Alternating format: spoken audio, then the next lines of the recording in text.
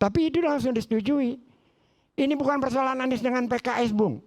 Saya tahu persis ini ada persoalan kekuasaan di atas yang membuat ini semua. Kemudian ada keputusan MK, Jokowi lagi sasarannya. Padahal Jokowi diskusi dengan saya langsung. Nggak ada urusan saya dengan gituan.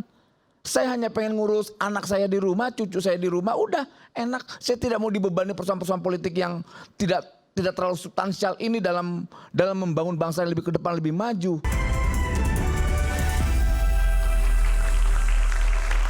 Kembali di Rakyat Bersuara, saya Aiman Wicaksono. Sekarang saya akan ke Bung Ciko, juga Bung Ges. Tapi Bung Ges dulu ya, luruskan sedikit tadi. Soal pernyataan Anies Baswedan di dalam monolognya, di rumahnya itu saya tahu. Yang menyatakan bahwa partai-partai tersandra kekuasaan. Emang iya?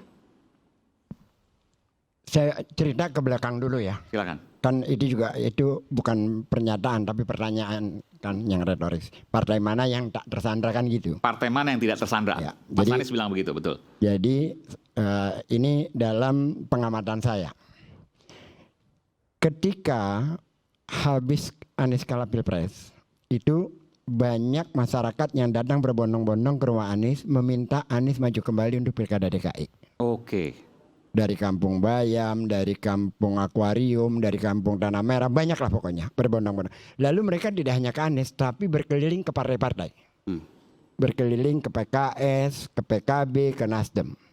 Ini di-capture oleh PKB. Meminta supaya mereka gabung usung Anies gitu ya? Iya. Termasuk PKS juga? Iya.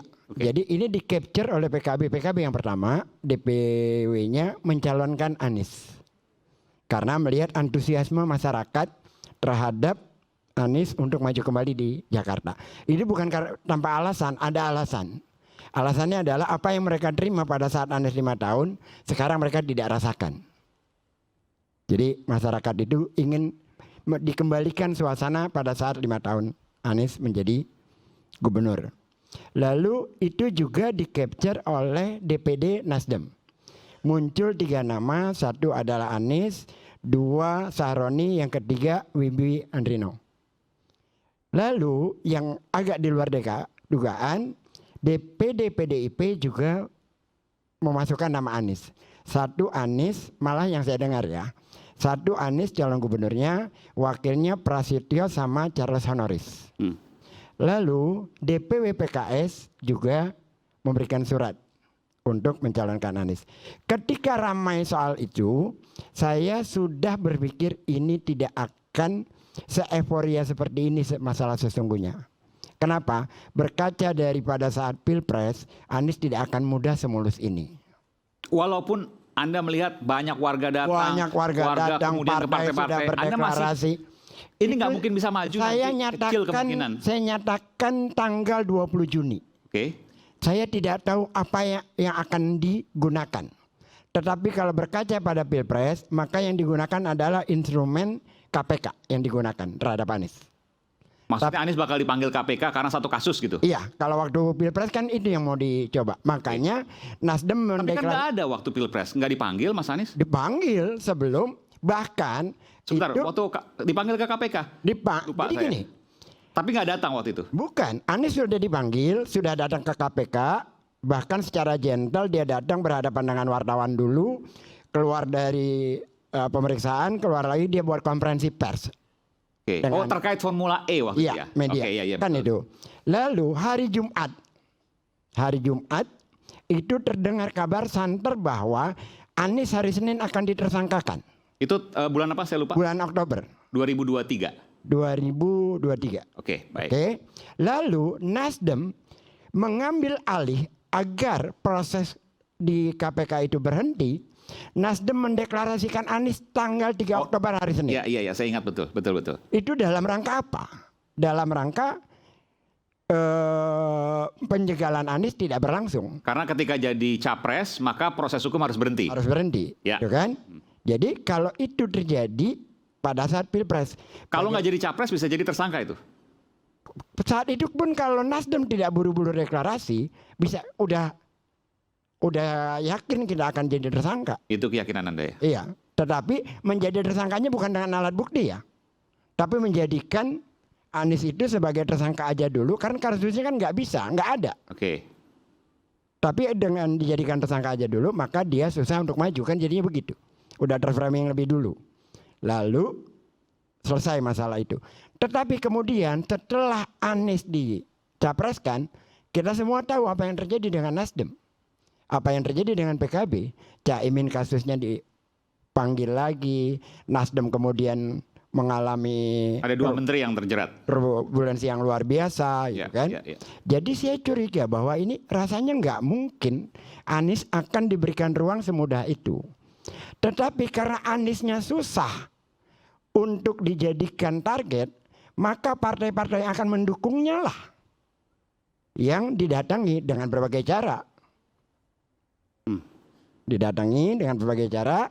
Kan itu kalau kita baca, dengar di bocor halus kan, 1 hari setelah Nasdem mendeklarasikan Anies, operasinya kan berjalan tuh, bahkan 2 hari berturut-turut.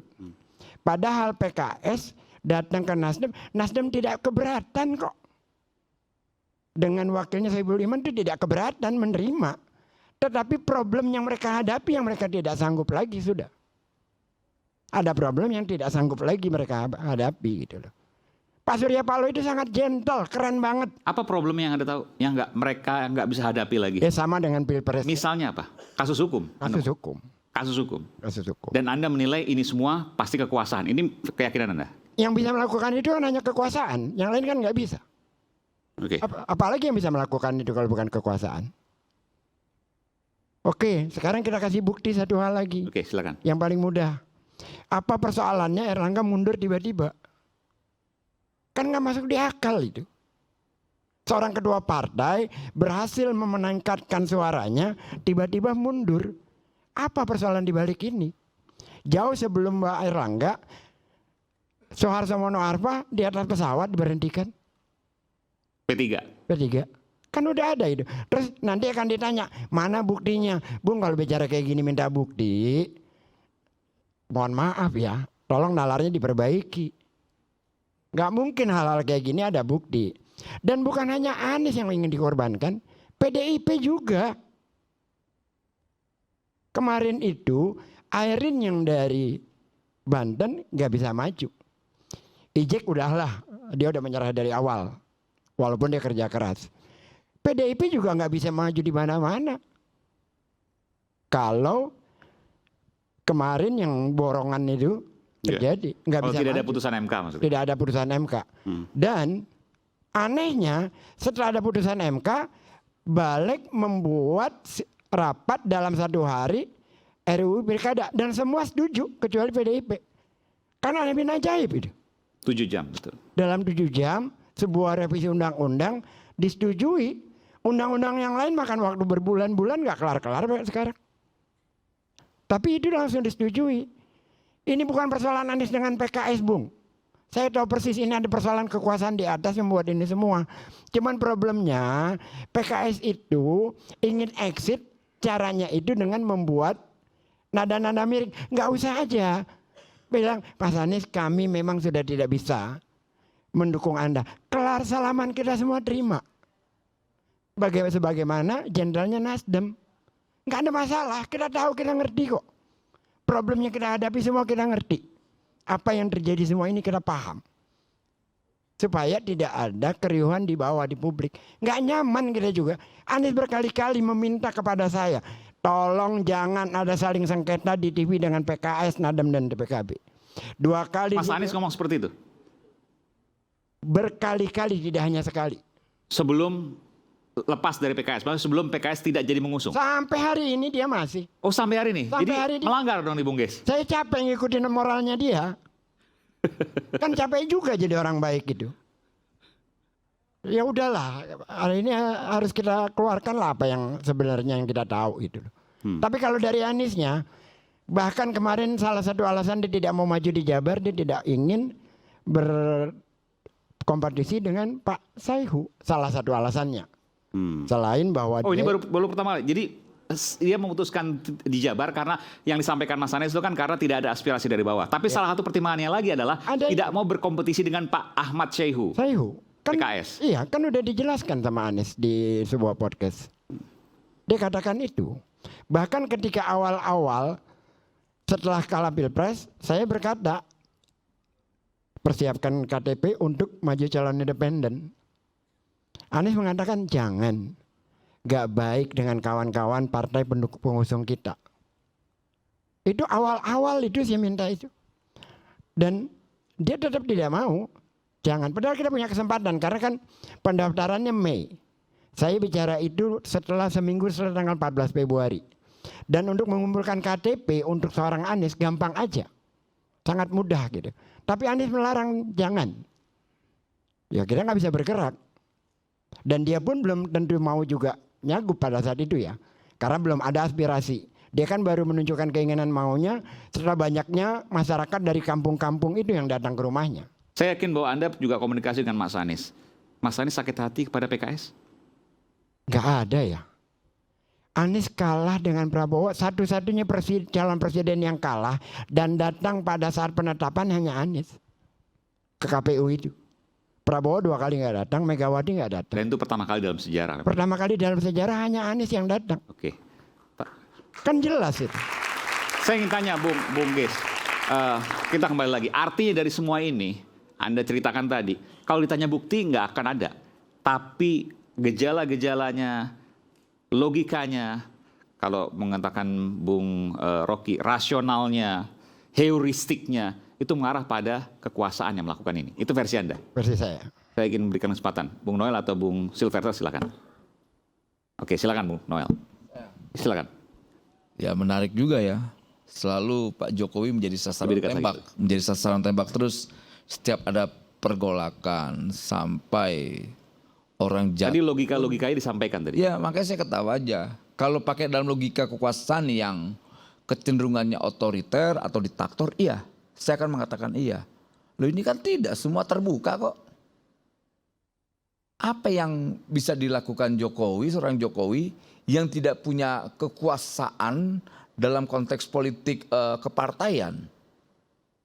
Tadi sudah disampaikan sebelumnya oleh Bung Silver bahwa dia tidak punya hak prerogatif dalam menahan seseorang untuk maju dalam kontestasi pilkada. Kemudian Jokowi dituding atau bahasa yang ininya kerennya, ini intervensi kekuasaan. Ya kita tahu arahnya ke siapa. Semua tuh arahnya Pak Jokowi. Dari awal cawe-cawe, dinasti, Samsul, Mulyono dan sebagainya. Semua sasaran tembaknya Pak Jokowi. Tapi ya nggak apa-apa lah. Saya sebagai pendukung setia beliau, saya tetap tegak lurus dalam bersikap terkait pandangan kawan-kawan di luar yang selalu mendiskreditkan Pak Jokowi. Kalau tadi sebutkan logika-logikanya, apa logika yang Anda punya untuk mematahkan apa yang disampaikan? Ya logikanya yang mana? Logika yang paling sederhana dibilang kekuasaan. Loh soal pilkada itu yang punya kekuasaan untuk menentukan seseorang maju dalam kontestasi pilkada ya ketua umum partai. Bukan presiden. Loh dia tidak punya partai. Kemudian ada keputusan MK, Jokowi lagi sasarannya. Padahal Jokowi diskusi dengan saya langsung. Nggak ada urusan saya dengan gituan. Saya hanya pengen ngurus anak saya di rumah, cucu saya di rumah, udah enak. Saya tidak mau dibebani persoalan-persoalan politik yang tidak terlalu substansial ini dalam membangun bangsa yang lebih ke depan, lebih maju. Saya tidak mau ikut pikuk yang beginilah, nggak tertarik. Pak Jokowi tidak tertarik dengan hal itu. Tidak tertarik dengan? Sangat tidak tertarik dengan persoalan-persoalan pilkada-pilkada ini. Sangat tidak tertarik? Iya. Tapi anaknya kan sempat mau maju waktu itu. Ya, dari mana yang bahwa Mas Kaisang mau maju? Kan sempat ada baliho-baliho. Ya masa mau dibohongin dengan yang kalau kata kawan-kawan di luar Samsul atau anak ingusan. Masa dibohongin dengan anak ingusan sih? Dulu waktu presiden kan, waktu Mas Gibran juga enggak. Tapi ternyata maju juga. Loh, persoalan Mas Gibran itu kan tidak pilihan, enggak ada pilihan-pilihan yang lain. Di sisi lain maaf, dalam konteks kekuasaan ya orang mau bicara tentang kemenangan. Yang paling mungkin untuk memenangkan Pilpres kemarin ya ada Mas Gibran. Jadi itu logika yang paling sederhana. Jadi ini pernyataan menarik ya. Jadi Pak Jokowi tidak pernah berpikir udahlah pilkada serahkan semua ke partai politik. Iya, itu. Tidak ada peran apapun Pak Jokowi di pilkada. Nggak ada urusan. Orang mereka yang berpartai kok ini. Dia hanya bicara tentang bagaimana membangun bangsa ini, mengawal legasinya. Jadi nggak ada urusan. Sebelum ke Bung Silvester, Bung Ciko ada yang mau sampaikan nggak? Kalau nggak ada nggak apa-apa, saya mau break dulu. Nanti aja deh. Kita break, saat lagi kita akan kembali.